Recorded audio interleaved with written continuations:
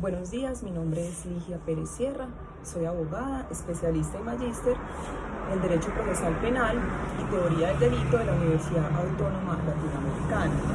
El día de hoy abordaremos una temática en torno a cuáles son los beneficios subrogados a que tiene derecho una persona que se encuentre privada de la libertad, bien sea en establecimiento carcelario o en su efecto en detención domiciliaria. Ello atendiendo la invitación que muy amablemente me hicieran algunos estudiantes de pregrado de Derecho de la Corporación Universitaria Americana, entre ellos John Jairo Barrera, Manuel Ríos, John Anderson Duque, Jorge García, Mónica María García Gómez y Oscar Mauricio Henao Arias. Antes de abordar este tema, es importante hacer algunas precisiones que considero relevantes al respecto. Como bien es sabido por todos, cuando una persona es condenada por un juzgado penal municipal, penal de circuito, penal de circuito especializado o por las diferentes salas del Tribunal de Distrito Judicial correspondiente, se emite en su contra un fallo condenatorio, el cual, una vez ejecutoriado, debe ser enviado ante los juzgados de ejecución de penas y medidas de seguridad para lo de su competencia. Es decir, para que estos juzgados vigilen esa pena impuesta.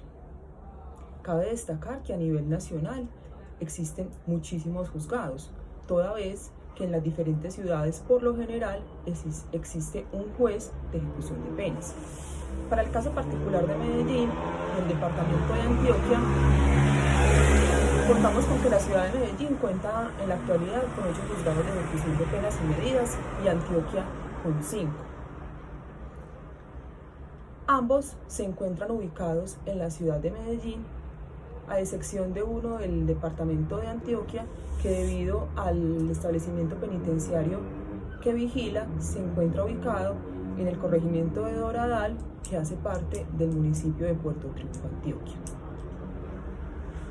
Cabe destacar que no solamente las personas que se encuentran privadas de la libertad pueden acceder o no a uno u otro beneficio en sede de ejecución de penas, pues es bien conocido por todos que en sede de conocimiento también se puede conceder algún beneficio en la sentencia condenatoria.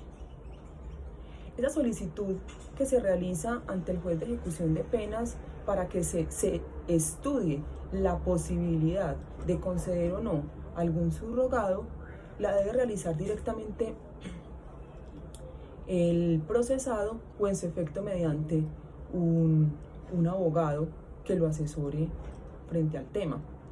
Pero cabe destacar que, como bien es sabido y la experiencia lo ha indicado, la mayoría de las personas que se encuentran privadas de la libertad, reitero, bien sea en establecimiento carcelario o en detención domiciliaria, no cuentan con un abogado que los asesore y les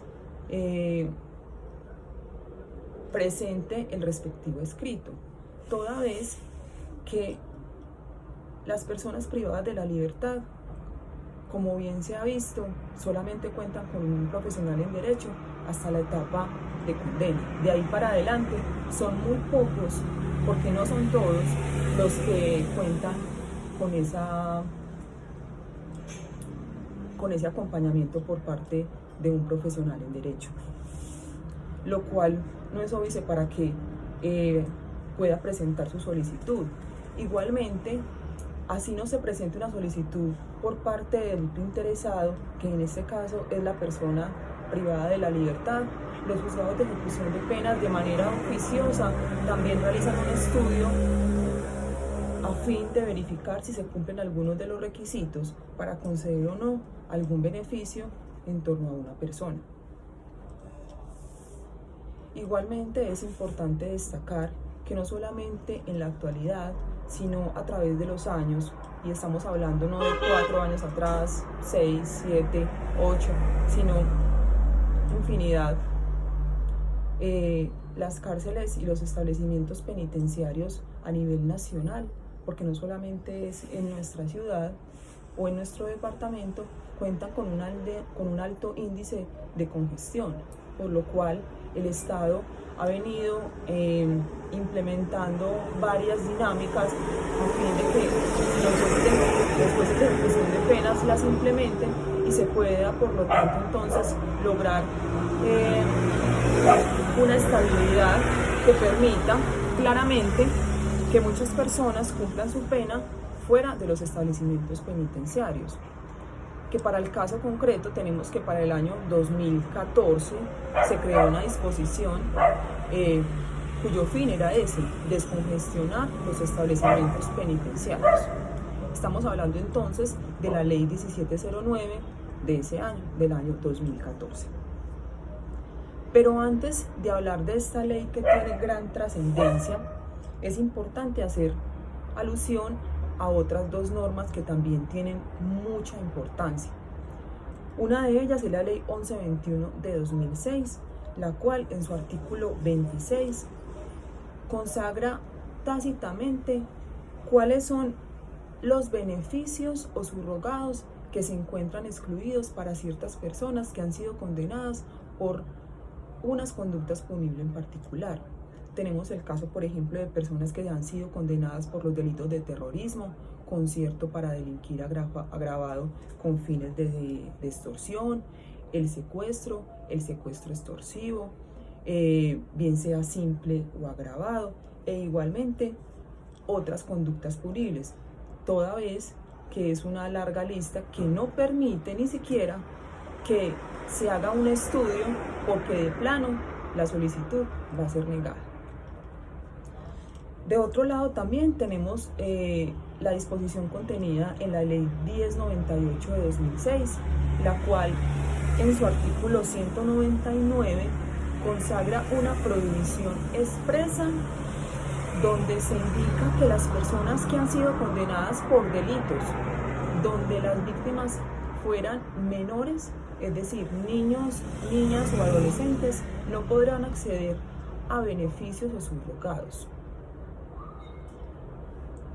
Y particularmente hace alusión a algunos delitos, como son el homicidio, las lesiones personales bajo la modalidad dolosa y, por supuesto, todos aquellos delitos que tengan que ver con la integridad o formación sexual de los menores.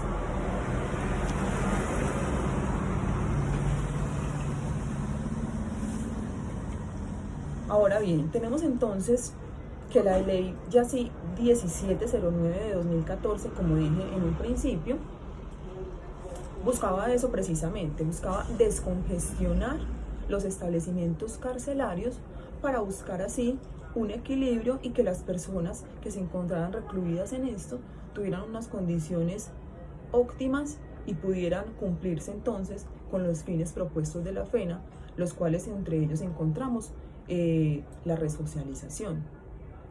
Sin embargo, es importante precisar que la finalidad, en mi criterio, no se ha cumplido toda vez que el índice de personas privadas de la libertad ha aumentado de manera desmesurada y son más las personas que lastimosamente ingresan a los centros penitenciarios que las personas que por alguna u otra razón salen de ellos por diferentes condiciones o situaciones, bien sea porque los subrogados no lo permiten, porque las prohibiciones no están dadas para ellos y realmente por las condiciones sociales en las cuales atraviesa la sociedad, valga la redundancia, no permiten que el índice de delincuencia disminuya y que por lo tanto no siga llegando personas a los establecimientos penitenciarios. Tenemos entonces que tener claridad de cuáles son esos beneficios o subrogados a los cuales una persona puede acceder. Cabe decir que no porque una persona presente una solicitud de cualquiera de los subrogados ante un juez de ejecución de penas le va a ser concedido, no. Es simplemente presenta su solicitud y eso entra a un estudio. Si se cumplen o no los requisitos establecidos en la ley, entonces se procederá a conceder el mismo. Iniciemos entonces con la prisión domiciliaria. En la actualidad contamos con varios tipos de prisión domiciliaria. Uno de ellos es la consagrada en el artículo 38 y 38b. Otra es la prisión domiciliaria del artículo 38g. Seguimos con la prisión domiciliaria por padre o madre cabeza de familia. Y finalmente, la prisión domiciliaria por grave enfermedad. La primera domiciliaria que vamos a hacer alusión, entonces, va a ser a la prisión domiciliaria conocida como la 38 y 38b. Esta prisión domiciliaria se encuentra consagrada en el Código Penal. Sin embargo, como vamos a hablar de la ley 1709, y esa ley 1709 trae consigo unas modificaciones a los subrogados, entre otras disposiciones que se encuentran establecidos en el Código Penal. Entre ellos encontramos la prisión domiciliaria, la cual, por ejemplo, para el caso de la 38 y 38b, se encuentra establecida en el artículo 22 y 23 de dicha disposición. ¿Cuál disposición? La ley 1709. Esta prisión domiciliaria, como todos los subrogados, cuenta con unos requisitos. El primero de ellos es que la sentencia se imponga por una conducta punible cuya pena mínima prevista en la ley sea de 8 años. Segundo, que no se trate de uno de los delitos que se encuentran excluidos en el inciso segundo del artículo 68A de la ley 599 de 2000, que más adelante conoceremos cuáles son esos delitos.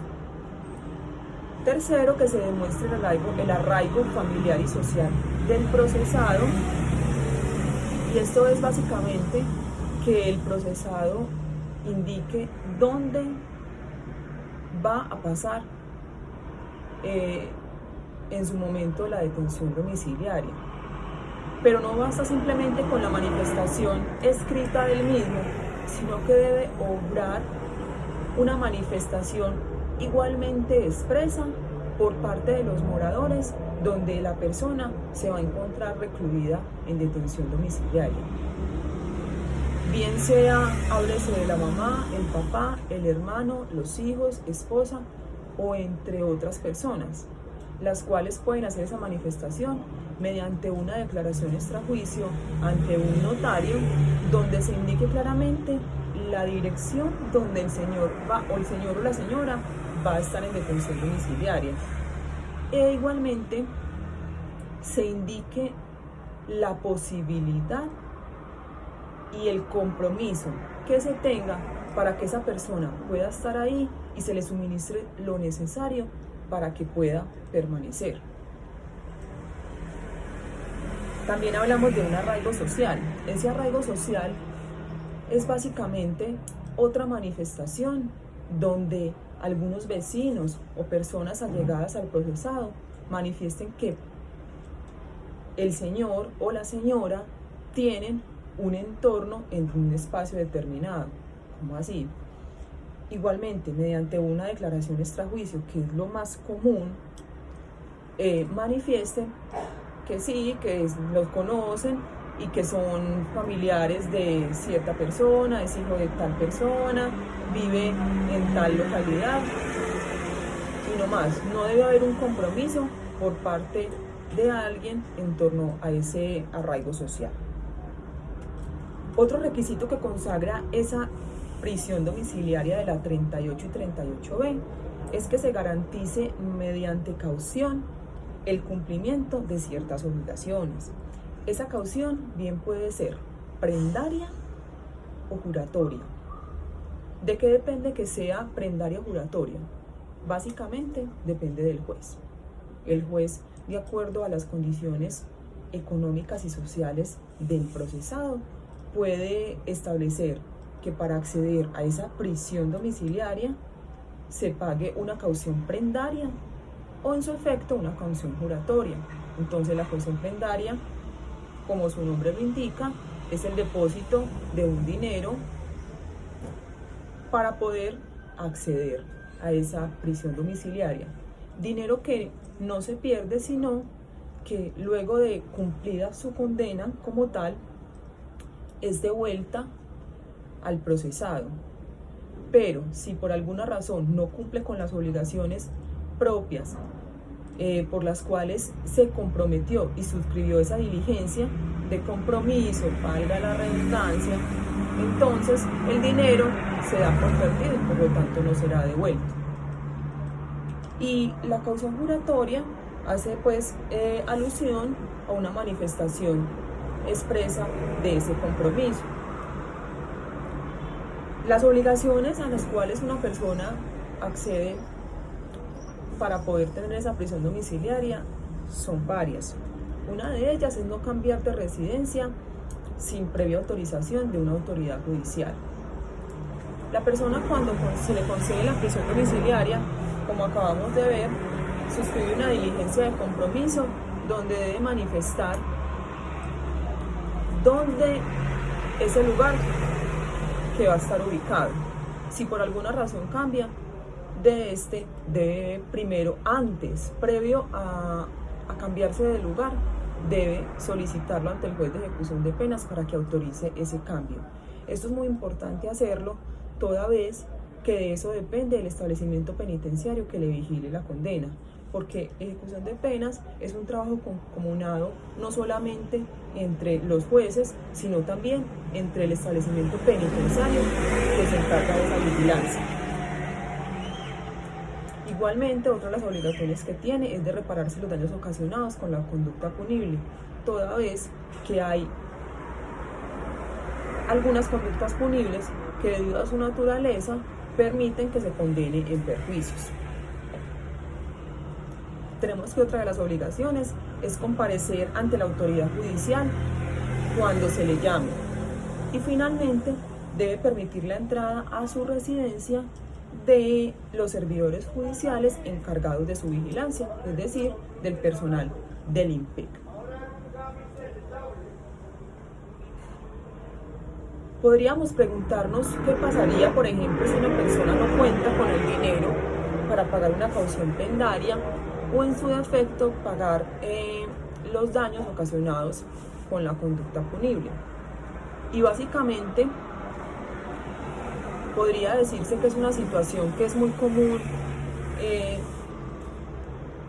en los diferentes juzgados del país, porque el juez impone una caución, pero hay personas que no pueden acceder a ello, y muchos seguramente en este momento se encontrarán en los establecimientos recluidos esperando que tengan el dinero para poder irse para sus casas en detención domiciliaria. Pero no se debe perder de vista que cuando una persona no cuenta con los medios económicos para sufragar ese tipo de gastos, entonces debe manifestarlo y debe demostrar esa insolvencia económica. Y ya con eso, entonces, el juzgado de ejecución de penas correspondiente hará un estudio socioeconómico y determinará si efectivamente la persona no cuenta con los medios, y entonces varía la condición de la caución prendaria por una caución juratoria. E igualmente ocurre con los daños ocasionados, porque, como claramente en su momento la Corte Constitucional y la Corte Suprema han establecido, nadie puede estar obligado a lo imposible, y una persona que no cuente los medios, pues ¿de dónde va a sacar ese dinero si realmente no cuenta? ¿Por qué? Obviamente eso requiere un estudio, como digo, exhausto, y se debe realizar un estudio socioeconómico y familiar para determinar que la persona, ante esa manifestación de insolvencia, sí se pueda establecer que no cuenta con esos medios. Tenemos de otro lado, entonces, la prisión domiciliaria establecida en el artículo 38G.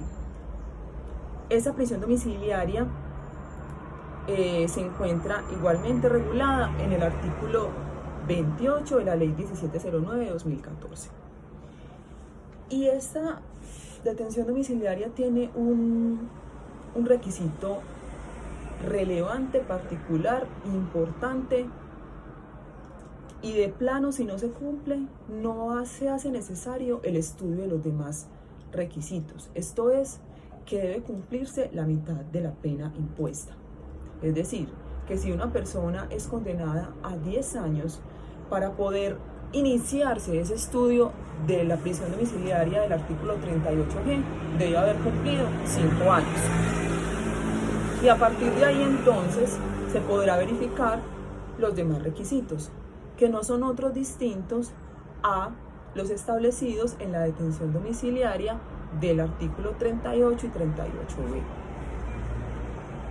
No bastando con eso, igualmente este artículo 38G trae una condición también, y es que la persona a la que se le concede el beneficio no puede gozar de esa detención domiciliaria en el mismo lugar al que pertenezca la víctima de esa conducta punible. Es decir, si una persona es condenada, por ejemplo, por violencia intrafamiliar y la víctima es su pareja sentimental, un hijo, su mamá, su papá, no podrá irse para la casa de ellos en detención domiciliaria, porque mal haría el Estado en desproteger a la víctima cuando precisamente por medio de una sentencia condenatoria se hace una recriminación a esa conducta que se ha ejercido. Por lo tanto, en aras de proteger a ese sujeto vulnerable, es que no se permite que una persona se encuentre en el mismo lugar donde esté esa víctima o el grupo familiar, donde sea víctima, cabe decir. Igualmente, ese artículo 38G, esa detención domiciliaria del artículo 38G, trae unas exclusiones que no permiten el estudio de conceder o no ese subrogado. ¿Cuál es ese? Hay personas que han sido condenadas por delitos, por ejemplo, como secuestro extorsivo, tortura, desplazamiento forzado, concierto para delinquir agravado, tráfico de menores, delitos sexuales, los cuales de entrada no permiten que se haga un estudio de ese subrogado.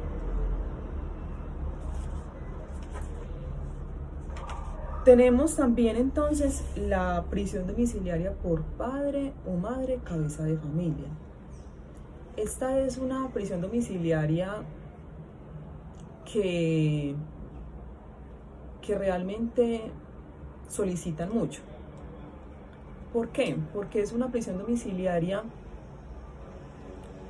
que generalmente se solicita por los padres o madres que consideran que sus hijos o sus familiares cercanos, que generalmente son sus padres, requieren de ellos porque dependen de ellos económica y emocionalmente.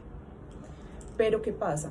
Esta detención domiciliaria cuenta con un requisito que es indispensable a la hora de estudiarse, y es que se debe demostrar que la persona para la cual se solicita esta detención domiciliaria, es decir, los hijos o los padres o algún familiar que dependa de ellos, se encuentre en un estado de desprotección total que dependa tanto económico como emocionalmente del privado de la libertad, y que se encuentre en un estado, vuelvo y lo reitero, de desprotección, de soledad, que no esté con nadie, que nadie más pueda velar por él. Esta es una detención domiciliaria que es muy negada, porque no es fácil demostrar esa condición de desprotección, porque generalmente si es el padre el que está privado de la libertad, pues entonces es la madre la que debe velar por su hijo. O si es el privado de la libertad el que está pidiendo la detención domiciliaria por su mamá, entonces son sus hermanos los que deben velar por su madre en ausencia del procesado.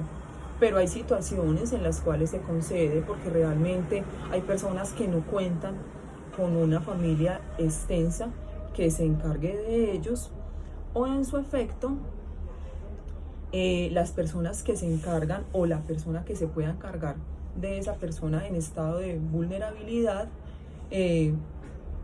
tiene algún detrimento o incapacidad física o sensorial que no le permita ejercer esa potestad económica y emocional frente a esa persona vulnerable. Esa detención domiciliaria por padre o madre en cabeza de familia debe mediar para su estudio igualmente un estudio sociofamiliar, el cual realiza una trabajadora social o una psicóloga. Entonces, una persona que se encuentre privada de la libertad presenta un escrito manifestando por favor que se le estudie la posibilidad de concedérsele esa detención domiciliaria, y el juzgado de ejecución de penas correspondiente emite una decisión solicitando que se realice ese estudio. Una vez se tenga el mismo, entonces se procederá a estudiar dicho beneficio. Tenemos entonces, ya para finalizar, frente a las detenciones domiciliarias, la prisión domiciliaria por enfermedad, por grave enfermedad.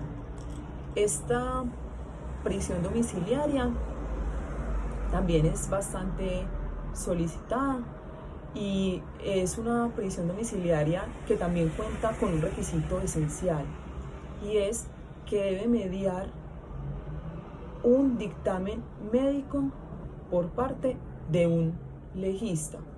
No es por cualquier médico particular que manifieste que la persona se encuentra con grave enfermedad y que no puede estar recluido. No, debe hacerse por medio de un médico legista, el cual le hace una revisión médica al procesado o a la procesada, y mediante un dictamen médico legal concluye que efectivamente la persona se encuentra en un estado de grado por enfermedad y que no es compatible con el centro de reclusión.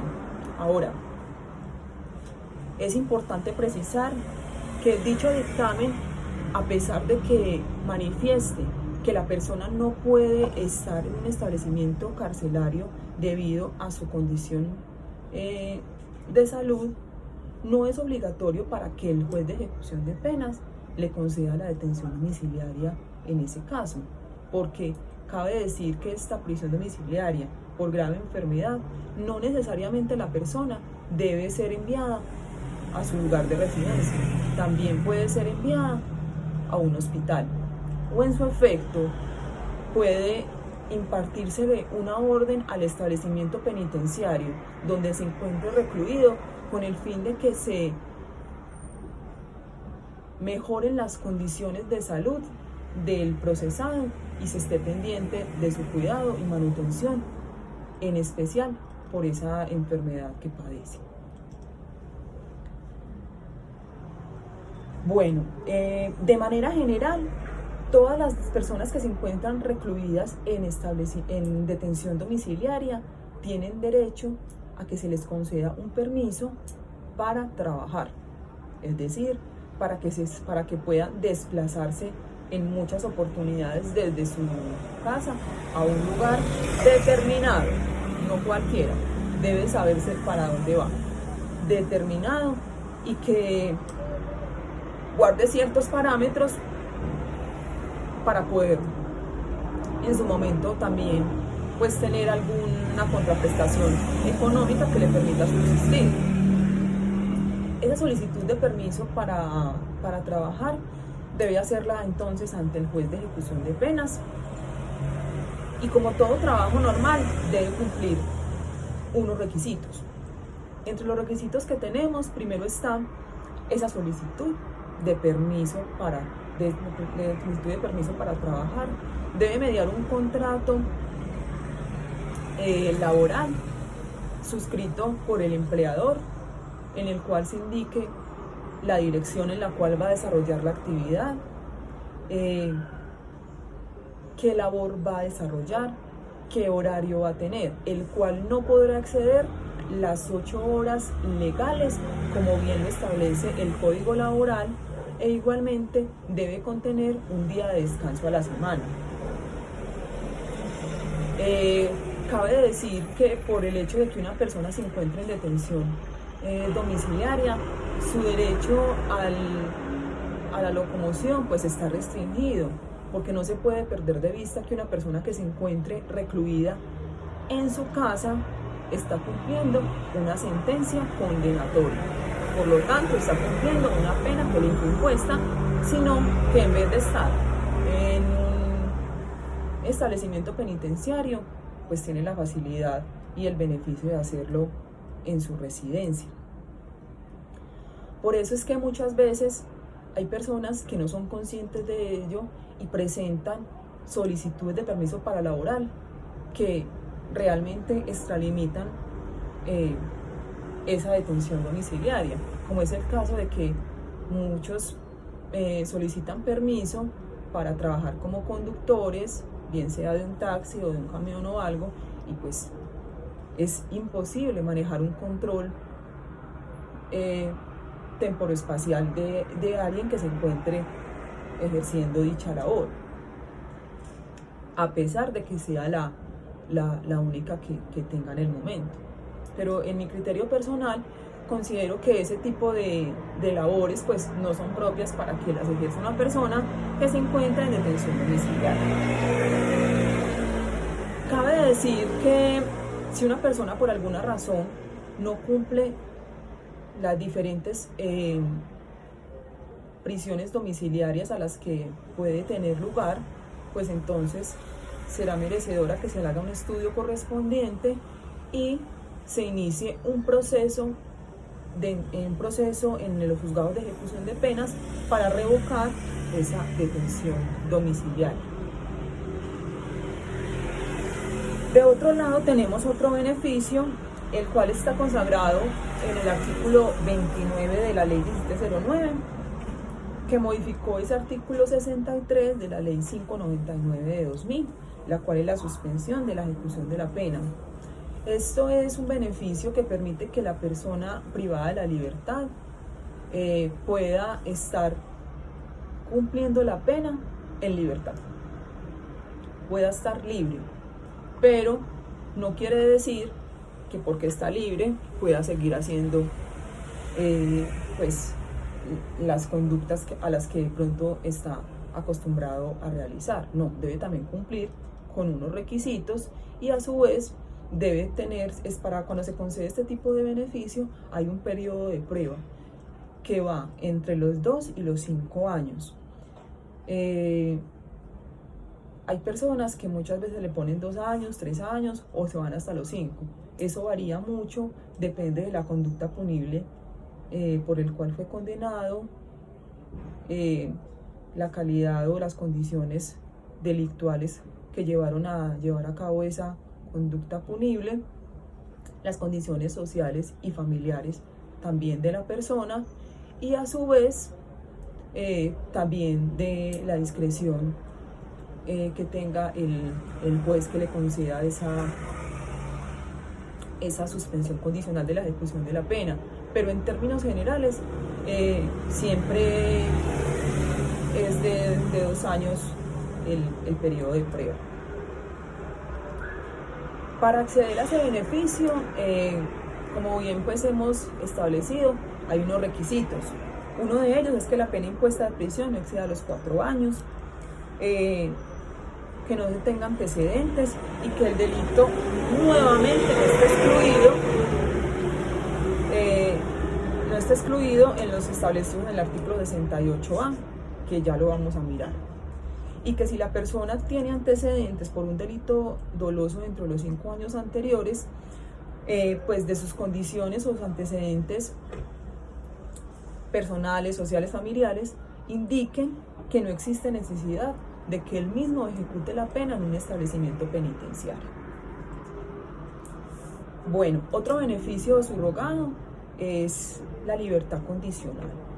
Esa libertad condicional se encuentra establecida en el artículo 30 de la ley 1709 de 2014 y a su vez en el artículo 64 de la ley 599 de 2000. Volvemos a reiterar, como todos los subrogados o beneficios, cuentan con unos requisitos y la libertad condicional no es la excepción.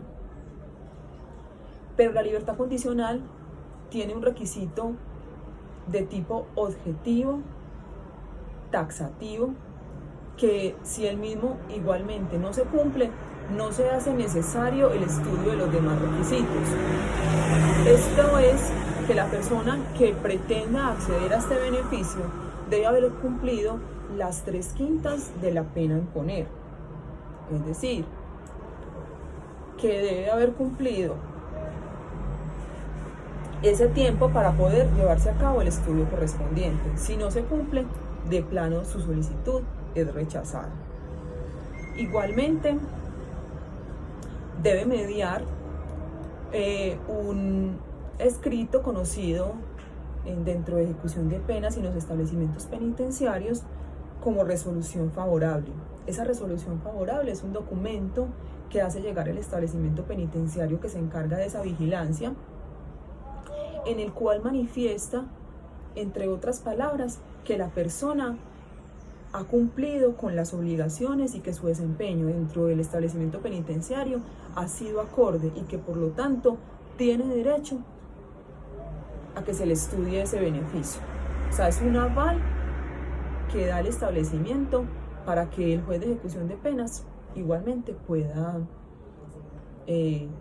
llegar a estudiar ese beneficio. Cabe decir que si no se cuenta con resolución favorable, a pesar de cumplirse con las 3/5, tampoco se puede estudiar ese beneficio. Se requiere igualmente entonces 3/5 y resolución favorable.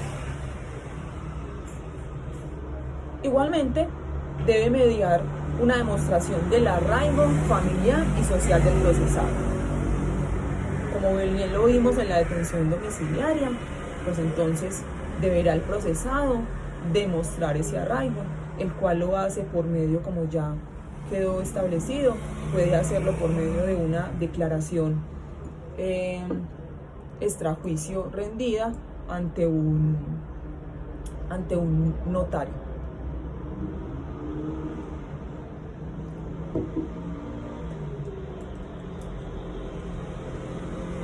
Pero no solo es eso, se requiere también una valoración de la conducta. El juez de ejecución de penas debe hacer una valoración de esa conducta que llevó a cabo el procesado. Acá es importante hacer una precisión. No es que se le vuelva a condenar. No es que el juez de ejecución de penas tome partido, entre comillas, frente a la conducta punible que realizó el procesado. No. Sino que él debe verificar los hechos que fueron narrados y cuál fue la valoración que en su momento hizo el juez de conocimiento para emitir en contra del procesado una sentencia de carácter condenatorio. Entonces, inevitablemente se debe hacer una valoración de la conducta y muchas veces por esa valoración de la conducta, así se cumplan con los demás requisitos, el beneficio se niega, porque es tal la gravedad de la conducta realizada y el actuar del procesado que se pueda establecer que es un peligro y que realmente es mejor tenerlo guardado. Palabras más, palabras menos, esa es la situación. Igualmente, esa concesión de la libertad condicional está supeditada a que se repare a la víctima. Como bien lo dijimos en la detención domiciliaria, hay unos delitos por los cuales se emite en contra del procesado no solamente una sentencia de carácter condenatorio en cuanto a prisión, sino que también se emite una sentencia de carácter condenatorio de carácter monetario,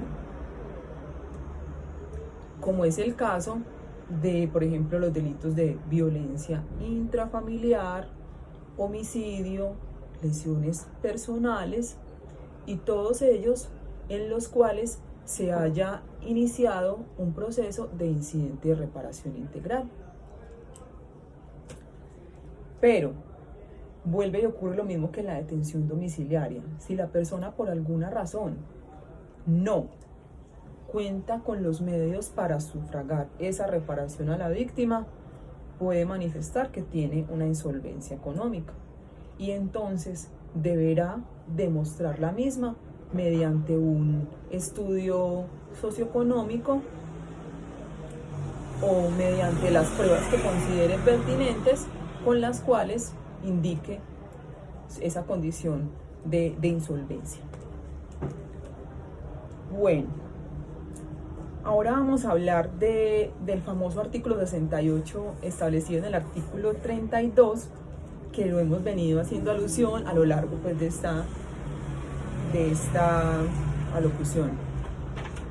Tenemos que este artículo 68A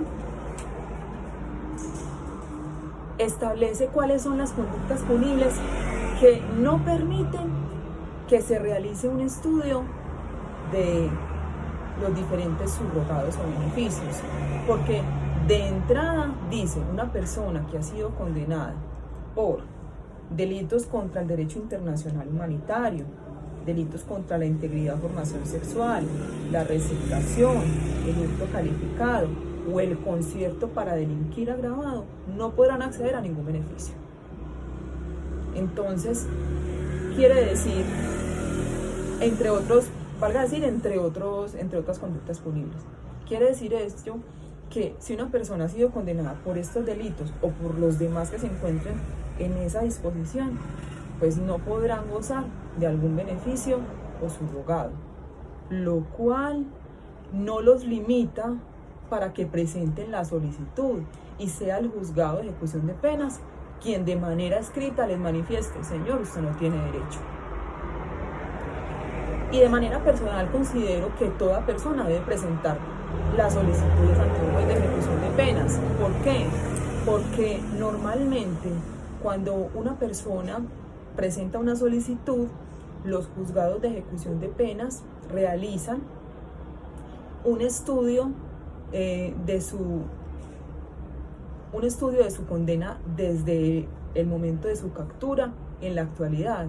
Entonces eso le permite al procesado conocer el panorama frente a cuánto lleva en detención y cuánto le falta. O sea, puede entonces conocer cuál es su situación jurídica actual y con base en ello saber a qué tiene derecho y a qué no, e igualmente saber cuánto le falta y cuánto no. Tenemos de otro lado una figura que se conoce como redención de pena.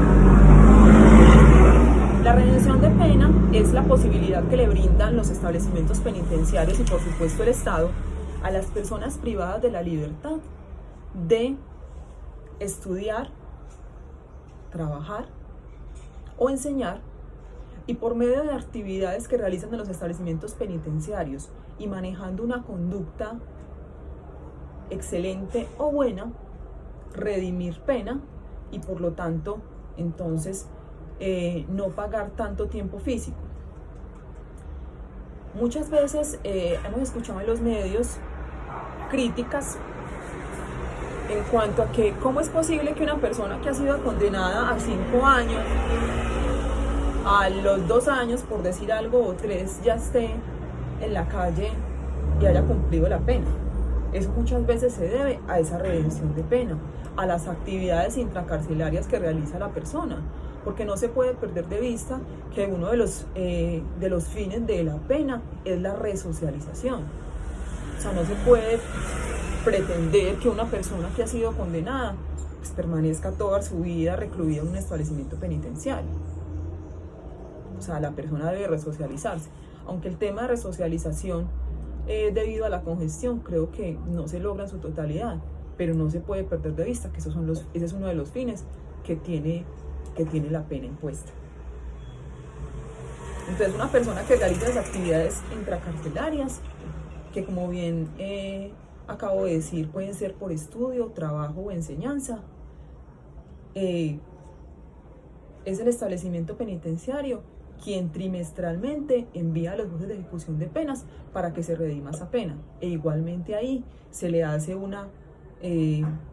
como un estudio de la situación jurídica y se le indica cuánto tiempo lleva y cuánto descuento se le ha hecho por esas redenciones de pena.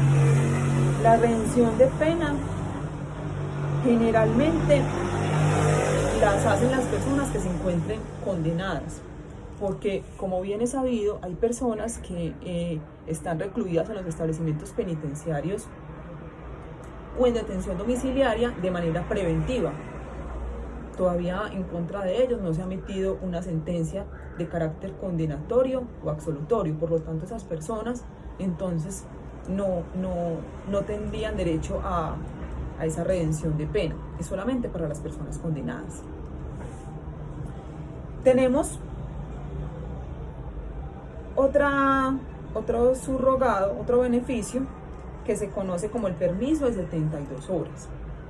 El permiso de 72 horas es la posibilidad que le brinda el Estado a las personas recluidas en establecimientos penitenciarios o en domiciliaria de estar por fuera por un término de 72 horas. Cumplidas las 72 horas, la persona debe regresar al establecimiento. Pero no es 72 horas y 1 minuto o 2 minutos o 3, no. Debe regresar antes de las 72 horas o pasando la puerta 72 horas. Porque de lo contrario entonces podría iniciarse un proceso disciplinario que termine con la revocatoria de ese beneficio de las 72 horas. E iniciarse a su vez un proceso por fuga de presos, que ya sería otro proceso adicional penal para esa persona que se encuentre privada de la libertad. Como todo, tiene sus requisitos. Uno de ellos es que la persona haya cumplido una tercera parte de la pena impuesta. Y obviamente que no esté excluido el delito de concedérsele ese beneficio. Por ejemplo, las personas condenadas por los delitos sexuales no tienen derecho a ese beneficio. Tenemos otra alternativa que se conoce como libertad por pena cumplida. La libertad por pena cumplida, como su nombre lo indica, es una libertad que se le da a alguien cuando ha cumplido la pena. Condenado a 5 años, redimió pena, tanto tiempo físico como de trabajo en intramural, cumplió todo, se fue. Cuando eso ocurre, entonces el juzgado emite una decisión ordenándose su libertad, siempre y cuando no sea requerido por otra autoridad, porque hay personas que tienen otras cuentas pendientes, entonces por ese proceso donde solicitó libertad por pena cumplida, quedó ya libre, pero puede quedar detenido por cuenta de otro proceso. E igualmente se emite una decisión de extinción de pena. Entonces esa decisión no es más que un auto mediante el cual se dice que la persona ha cumplido cabalmente con la pena impuesta y que por lo tanto se le concede la libertad, y esa decisión debe ser notificada a todas las centrales de riesgo para que sea bajado la persona del sistema y entonces pueda nuevamente gozar de su vida con tranquilidad, y que si en un momento dado lo para la policía o alguna entidad correspondiente, pues no vaya a tener ningún problema. Cabe decir que este tema de la extinción de la pena y la libertad por pena cumplida pues es un poquito tedioso, toda vez que muchas veces a la persona se le concede esa extinción de pena, pero las entidades se demoran mucho en borrarlos de los sistemas. Entonces ocurre mucho que a las personas las capturan y las capturan y las capturan porque todavía les aparece ese antecedente. Bueno, Tenemos que en la actualidad, ya para finalizar esta charla, y debido a la pandemia actual, el gobierno en compañía pues de los diferentes ministerios, entre ellos el Ministerio de Justicia, dispuso un decreto, el decreto 546 de 2020, con el cual se pretende que se estudie la posibilidad de conceder a personas que se encuentran recluidas en establecimientos penitenciarios y carcelarios la detención domiciliaria transitoria. Ello con el fin de que no se propague ese contagio del COVID-19. Es un decreto que como tal también tiene pues unos requisitos y tiene unas exclusiones frente a algunos delitos. Entonces, como se ha podido ver en la actualidad y como hemos visto de acuerdo a las noticias y a los medios en general, pues es un decreto que, si bien tiene una finalidad que es permitir que las personas que se encuentren privadas de la libertad gocen de manera transitoria de esa detención domiciliaria y no se les propague la pandemia actual, pues es muy limitada su aplicación.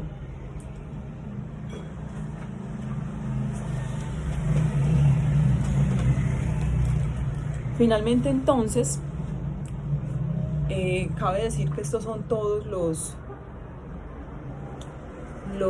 subrogados o beneficios a los cuales una persona privada de la libertad en detención en intramural o detención domiciliaria tiene derecho a solicitar y a que en su momento se les conceda o no. Pero es importante hacer un llamado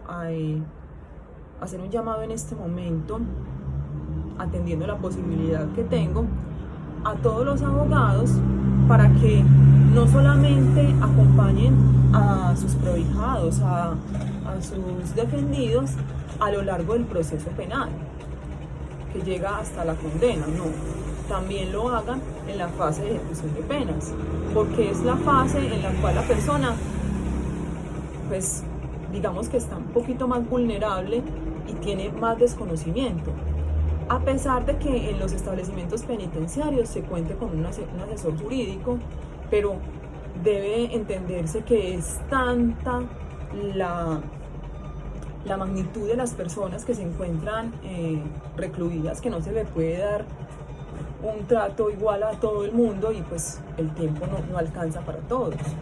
Cabe decir que hay establecimientos penitenciarios que cuentan con defensores públicos, pero volvemos a lo mismo, son muchos los procesados para uno o dos defensores públicos quienes ejercen esa labor dentro de los establecimientos penitenciarios. Entonces sería muy interesante que los abogados penalistas no solamente acompañen a sus procesados hasta el momento de la condena o de la absolución, sino que si le resulta condenada a la persona, pues lo acompañe durante todo ese proceso, porque también es importante para ellos contar con esa asesoría y con ese acompañamiento. Bueno, nuevamente agradezco entonces la invitación y espero verlos nuevamente en otra oportunidad. Muchísimas gracias.